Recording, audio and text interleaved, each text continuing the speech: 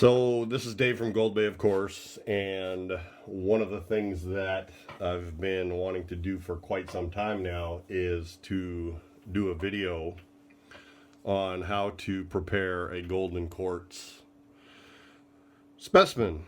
And as you can see here, I have a fairly large piece of quartz that has some arsenopyrite on it as well.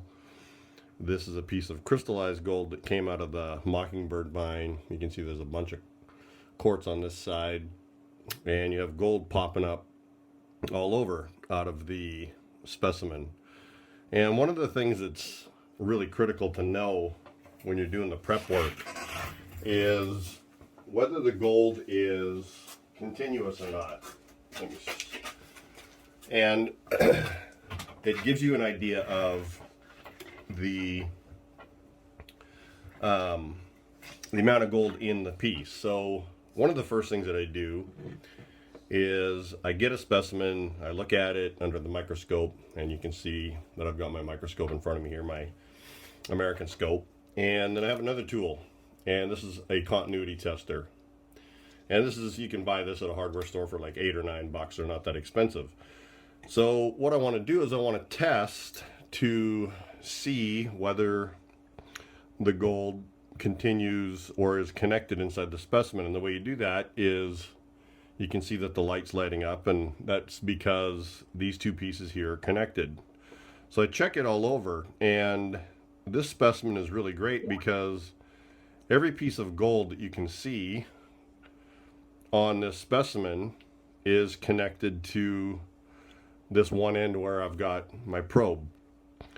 So that tells me that there's going to be a lot of gold inside this specimen that you can't see, and it's hidden by the quartz. Flip it over, you can see there's a couple of pieces of gold sticking out the backside. You can see it's mostly quartz, but when we check it on the backside as well, all of this is connected as well. Just have to get my probe to touch.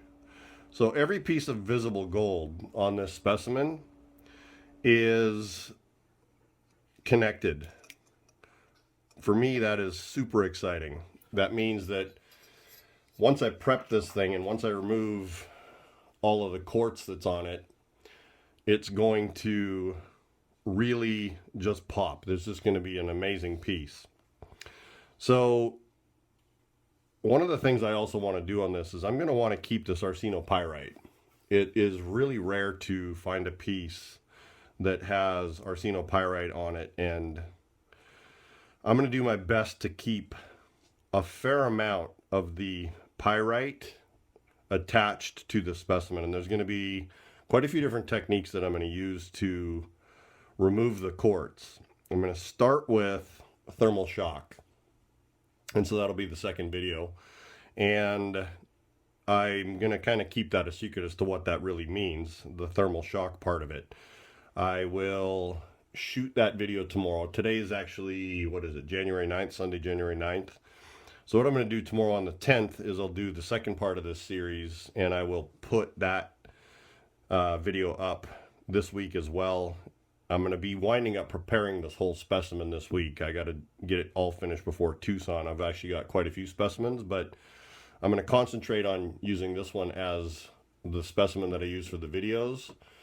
So stay tuned for part 2.